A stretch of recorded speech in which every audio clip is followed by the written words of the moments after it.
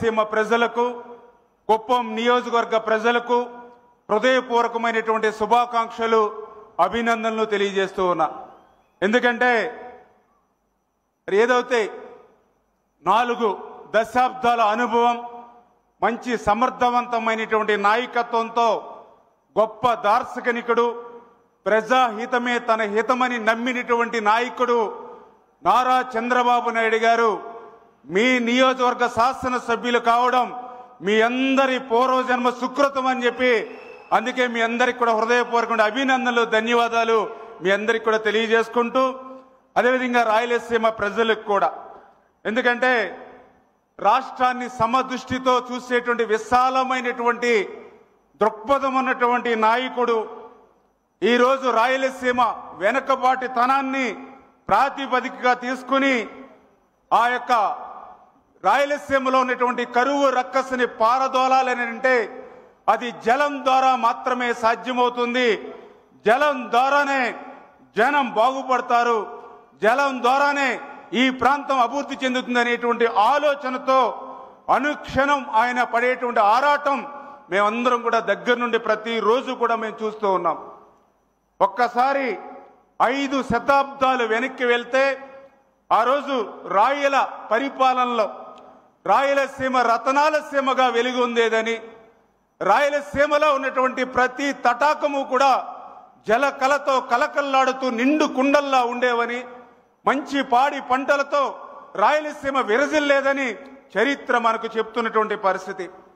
అటువంటి స్థితి నుంచి మనకి స్వతంత్రం వచ్చేంత వరకు, ఇంకా చెప్పాలంటే తెలుగుదేశం పార్టీ ఆవిర్భవించేంత వరకు కూడా కరువు ప్రాంతంగా ఉండిపోయినటువంటి ఈ రాయలసీమకు ఆ రోజు అన్న నందమూరి తారక రామారావు గారు వచ్చిన తర్వాత రాయలసీమకు అత్యంత ప్రాధాన్యతనిస్తూ ఆయన ఇచ్చినటువంటి ప్రాధాన్యతని గౌరవ ముఖ్యమంత్రి ఆ రోజు ఈ రోజు చంద్రబాబు నాయుడు గారు అందిపుచ్చుకుని, అందుకే ఈరోజు ఈవేళ ఎక్కడ ఏ రాయలసీమలో ఉన్నటువంటి ఏ ప్రాజెక్టు చూసినా, ఏ రిజర్వాయర్ చూసినా కూడా ఒక తెలుగు గంగ, ఒక గాలేరు నగరి, ఒక హంద్రీనివ, ఒక కేసీ కెనాల్, ఒక ఏదైతే ఎల్ఎల్సి, హెచ్ఎల్సి, ఒక ఏదైతే గోరకల్లు, అవుకు, గండికోట, పైడిపాలెం, మైలవరం, చిత్రావతి, జిడిపల్లి, గొల్లపల్లి, ఏదైతే ప్రతి రిజర్వాయర్, ప్రతి ప్రాజెక్టు, ప్రతి కెనాలు ఏ పేరు విన్నా కూడా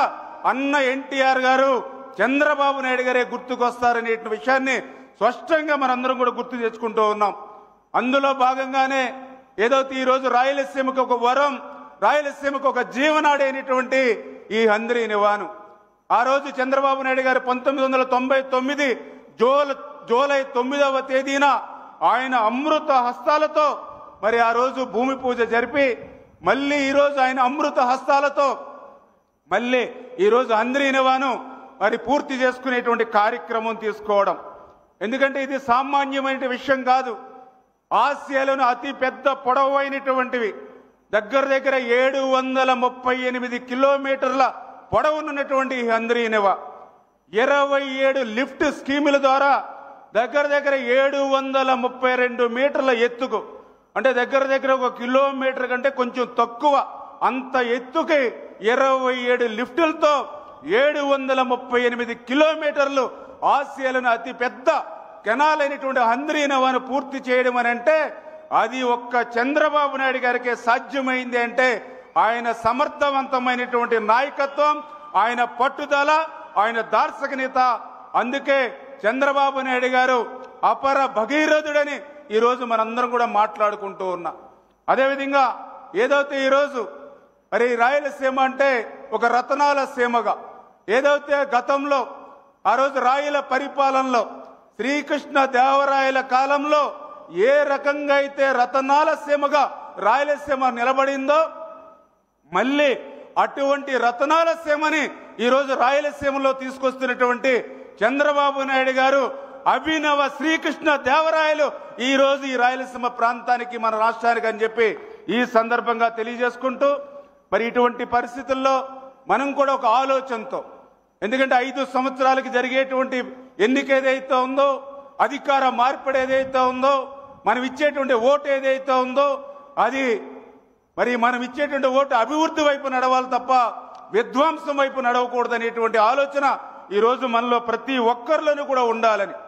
ఎందుకంటే ఆ రోజు 14-19లో ఇదే హంద్రీనివాకు ఆ రోజు 5,500 కోట్ల రూపాయలు ఆ రోజు చంద్రబాబు నాయుడు గారు ముఖ్యమంత్రిగా ఖర్చు పెడితే, మరి ఆ రోజు ప్రభుత్వం కనుక కంటిన్యూ అయ్యి ఉంటే 2020-2021కే హంద్రీనివా పూర్తయి ఉండేది, కుప్పానికి నీరు వచ్చి ఉండేది 2020-2021లో. కానీ ప్రభుత్వం మారింది. ప్రభుత్వం మారడంతో విధ్వంసం వైపు పోయింది. పోలవరాన్ని ముంచేశారు, డయాఫ్రమ్ వాళ్ళని ధ్వంసం చేశారు.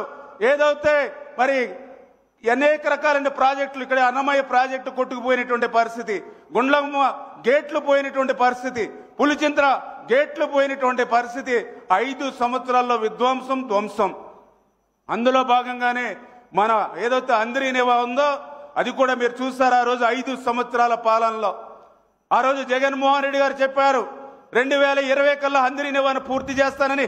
ఆ రోజు ప్రగల్భాలు పలికి 5 సంవత్సరాల వాళ్ళ పాలనలో హంద్రీనివాకు సంబంధించి ఒక్క తట్ట మట్టి పని చేయలేదు, ఒక్క రూపాయి ఖర్చు పెట్టలేదు, ఒక్క అరబస్తా సిమెంట్ కూడా పని చేయలేదు కాదు కదా. పనులు చేయకపోతే చేయకపోయారు.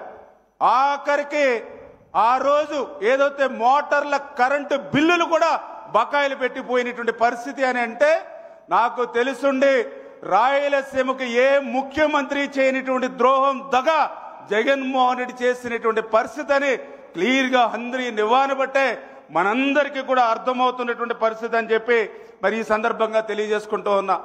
అందులో కూడా కుప్పం ప్రజలు కూడా చూశారు. ఆ రోజు ఎన్నికల ముందు ఇదే కుప్పం బ్రాంచ్ కెనాల్కి మరి నీళ్లు ఇచ్చానని ఒక అసత్యమైనటువంటి అబద్ధాన్ని తీసుకెళ్లాలనేటువంటి ఆలోచనతో ఇదే కుప్పం బ్రాంచ్ కెనాల్కి సినిమా సెట్టింగ్ వేసినటువంటి పరిస్థితి ప్రత్యక్షంగా మీరు చూశారు, పరోక్షంగా మేమందరం కూడా చూసినటువంటి పరిస్థితి. అద్దెకేట్లు తెచ్చాడు, ఏదైతే ట్యాంకర్లతో నీళ్లు పట్టుకొచ్చాడు, బెంగళూరు నుంచి పువ్వులు పట్టుకొచ్చాడు, వచ్చి ఇక్కడ బటన్ నొక్కాడు.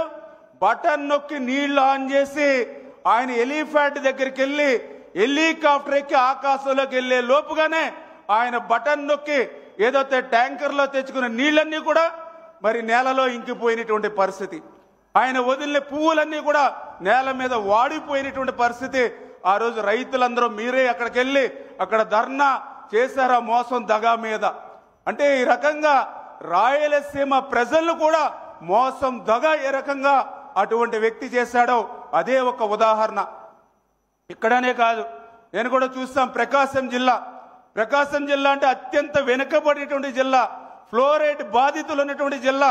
అటువంటి జిల్లాకు నీళ్లు ఇవ్వాలని ఆ రోజు చంద్రబాబు నాయుడు గారు వెలుగొండ ప్రాజెక్టు ఆయన పుట్టిన రోజున అక్కడ పునాది రాయేస్తే మరి ఆ వెలుగొండ ప్రాజెక్టుని మొన్న ఎన్నికల ముందు జాతికి అంకితం అని చెప్పి పెద్ద పైలాన్ని మరి ఆ రోజు రిలీజ్ చేసినటువంటి పరిస్థితి.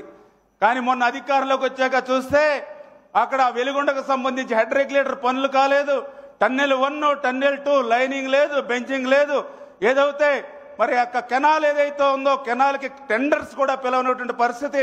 అక్కడ R&R ఏదైతే ఉందో 900 కోట్లు ఇవ్వాలంటే ఒక్క నిర్వాసితుడికి ₹1 ఇవ్వనటువంటి పరిస్థితి, కాలనీలో ఒక్క ఇల్లు కట్టినటువంటి పరిస్థితి.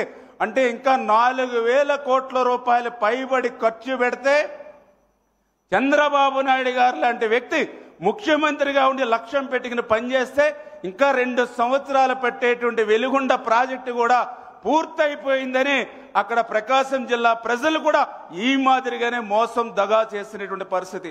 అంటే ఈ రకంగా జగన్మోహన్ రెడ్డి బ్రతుకంతా కూడా ఫేక్ బతుకు, ఫేక్ వెల్ఫేరు, ఫేక్ బటను, అటువంటి వాటి నుంచి మళ్ళీ ఈరోజు మరి ఎవరైతే ప్రజలు మీ ఆశీర్వాదంతో గెలిచిందో అటువంటి నాయకత్వంతో మళ్ళీ ఈవేళ రాయలసీమని ఒక రతనాల సీమగా మార్చేటువంటి విధంగా ఆ రోజు అన్న నందమూరి తారక రామారావు గారు కలలుగన్నటువంటి రాయలసీమని మళ్ళీ ఈరోజు నెరవేర్చేటువంటి బాధ్యత తీసుకున్నటువంటి చంద్రబాబు నాయుడు గారికి ఈ యొక్క రాష్ట్ర ప్రజలు, రాయలసీమ ప్రజలు ఎప్పుడు కూడా అండగా దండలను అందించాలని మనస్ఫూర్తిగా మీ ద్వారా కోరుకుంటూ, నిన్న కూడా చంద్రబాబు నాయుడు గారు మా ఇరిగేషన్ డిపార్ట్మెంట్ కూడా నిన్న గంట సేపు రివ్యూ చేసి చాలా క్లియర్గా ఇన్స్ట్రక్షన్స్ ఇచ్చారు.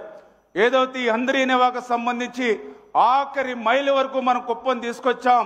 ఏదైతే ఈ కుప్పం కానీ ఈ కుప్పం బ్రాంచ్ కెనాలు, అదేవిధంగా పొంగనూరు బ్రాంచ్ కెనాలు, అదేవిధంగా హెచ్ఎన్ఎస్ మెయిన్ కెనాల్కి 19 నియోజకవర్గాలు ఏదైతే ఉన్నాయో ప్రతి నియోజకవర్గంలో ఉన్నటువంటి చెరువులన్నింటినీ కూడా ఐడెంటిఫై చేసి ఆఖరి చెరువు వరకు కూడా హంద్రీనివా జలాలు వెళ్లేంత వరకు మీరు పని చేయాలి.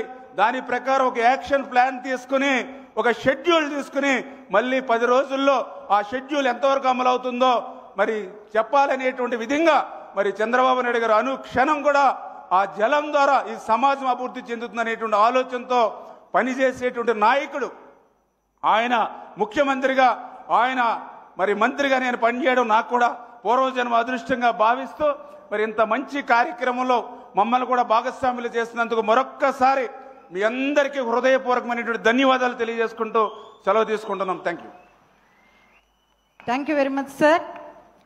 కరువు పీడిత ప్రాంతమైన రాయలసీమను సస్యశ్యామలం చేసి రత్నాల సీమగా మార్చాలని